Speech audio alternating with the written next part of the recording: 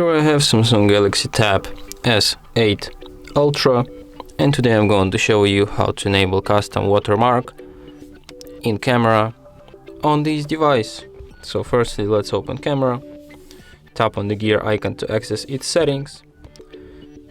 Here you have to firstly enable watermark, and here you can customize it. So here you can add your own text like this one.